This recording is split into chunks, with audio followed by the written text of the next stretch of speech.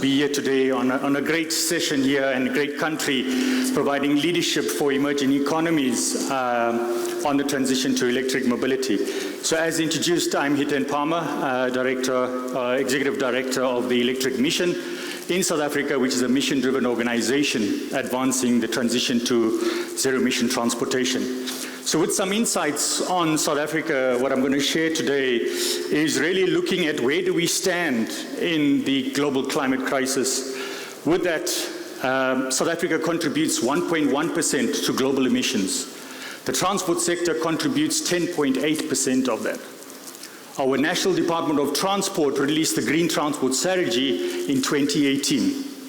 With this, it profiles that 91.2% of road transport contributes to the transport sector emissions, primarily from the combustion of petrol and diesel.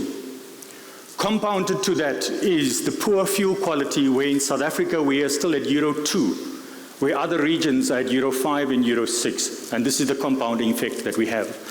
What you can see in the image on your right is Johannesburg, previously ranked 13th in the world as worst polluted city. In August this year, Johannesburg had the worst air pollution in the world, ranked by the Air Quality Index. And this just shows where we are.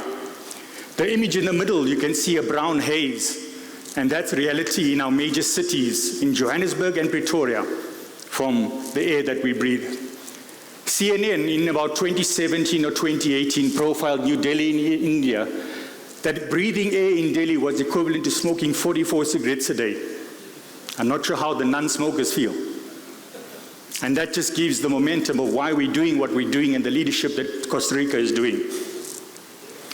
Now let's look at what South Africa faces. So South Africa has a unique challenge in its transition because we have a legacy automotive manufacturing industry.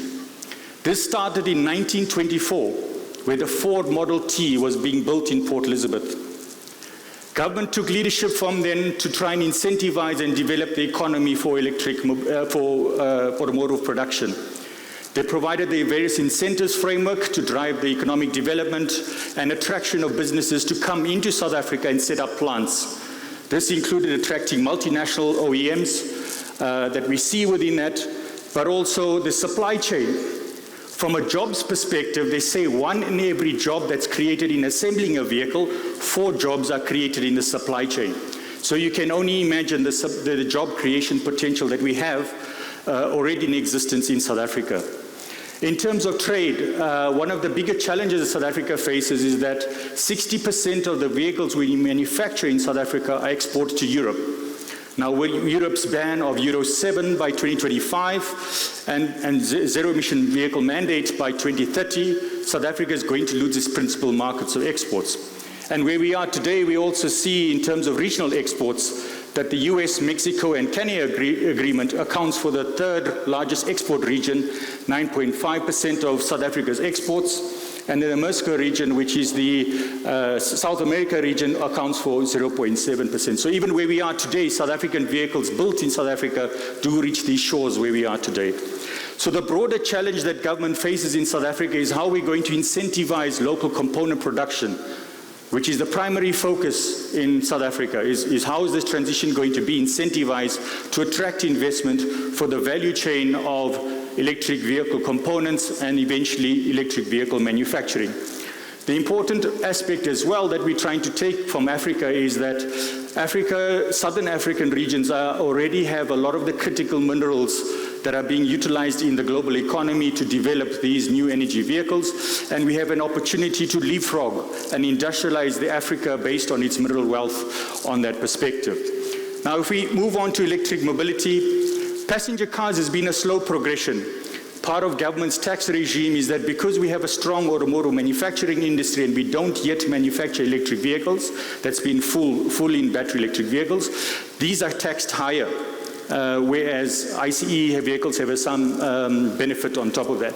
But if we're looking at the transition to electric mobility, it's wide. So we also acknowledge government's fleets that have been transitioned to electric mobility alongst their leadership. One of the key aspects is mining.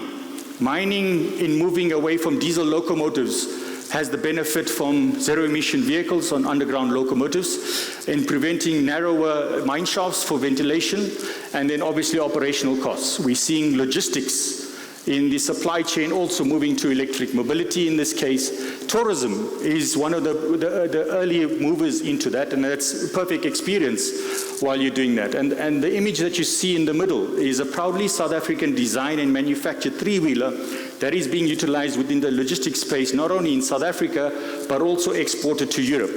And then you've got utility vehicles, and then we're now following the leadership in these regions where we are in Latin America, where we've had the first pilot of electric buses that has gone really well. That specific pilot highlights that 70% saving on operational costs have been achieved, and 30% saving on maintenance costs have been achieved in piloting electric buses. This pilot now has created an order for 60 locally assembled electric buses in Cape Town, and that's what we're seeing the benefit of these sort of pilots. In the commercial vehicle space, we're also seeing pilot of this by various operators within that.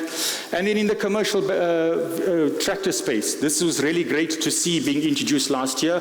We've got a full zero-emission battery electric vehicle fleet now in South Africa that's operating with great customer experience and also demand from that perspective. So on the flip side, where do we stand with infrastructure? Fortunately, the private sector has taken a leadership approach in South Africa, and while we have still a low volume of car park, less than 0.01% of battery electric vehicles, we see that the leadership has now demonstrated of deployment of public charging infrastructure, both AC and DC across the major network, to establish South Africa well positioned in terms of infrastructure readiness. And what we see with this is that as we see new vehicles coming in, the infrastructure landscape will expand with more role players coming in and supporting this positioning of South Africa on its readiness within that. So on the broader policy framework, amongst its global commitments, South Africa has committed to the Paris Agreement amongst its global commitments within that. We have a national climate change response strategy that attracts all departments within government to drive their climate ambition towards their respective policies and frameworks. Some of the policy instruments have been implemented along the polluter pay principle, similarly to Norway, in taxing what you want and what you don't want. I think these are mediocre type of mechanisms and not having the radical change with this. So possibly some of the learned lessons that we're taking away from Norway is trying to extend this to be more aggressive in terms of that. So the idea is to try drive the higher costs in terms of the consumer choices that are being made for specific type of vehicle technologies, and for them to start considering greener technologies. On the infrastructure side and the standard side, this is the important thing. We need to also make sure that each country that's being developed, I think there was a question raised earlier in terms of the standards of infrastructure. And similarly like this, South Africa has a very strong approach aligning to the European standards, specifically on the vehicles to guide that, supporting on infrastructure. But the most important thing is also skills development. With that, we introduced the transport electrician qualification, and then also in terms of waste management, the extended producer responsibility regulation that's guiding electronic waste, which includes batteries. So with this, we see that there's a sustainable agenda in terms of the reduction of electric mobility. One of the key aspects is the leadership from local government. Cape Town, under the C40s agreement, has committed to promote fossil fuel streets with electric buses by 2030. And this is some of the key examples that can be taken away for the Latin America community in terms of the local governments aligning to the likes of C40s and other type of climate action organizations towards that. But this just profiles where one of the countries in South Africa ranks alongside that. In broader strategies, there's different regions that have different approaches. One of the key markets in Africa that we see is East Africa.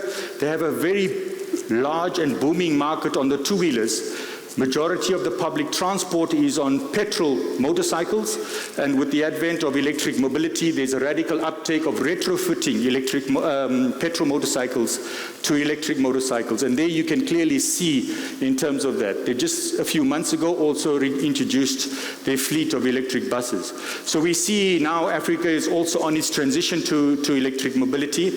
South Africa has a unique case in its legacy automotive industry that it needs to guide its careful transition into electric mobility, but we see bolder commitments coming from other African countries in terms of their leadership and leapfrogging towards embracing electric mobility.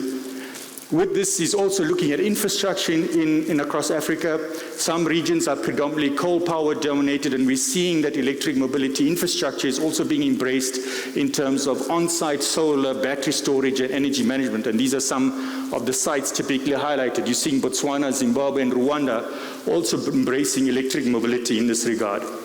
I think one of our key lessons and focal areas in South Africa is that as we see the transition to electric mobility, one of the important things is taking an ecosystem approach.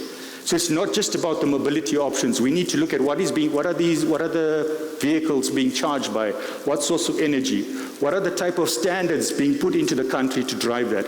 Where are the opportunities in localization for component productions? How do we support the types of mobility that's coming into the landscape? Mobility options in terms of ride-hailing and all the other technologies that are coming into play. Not forgetting skills development. I think I raised that earlier. And then most importantly is driving the circular economy. With this, then we can really see these are the key examples that we can approach, not only in South Africa, and we're looking to transfer this into other African countries and other emerging economies. So with that, I hope I've given you some insights of where we are within South Africa, and really great to be and look forward to further discussions and engagements. Pura vida. Thank you.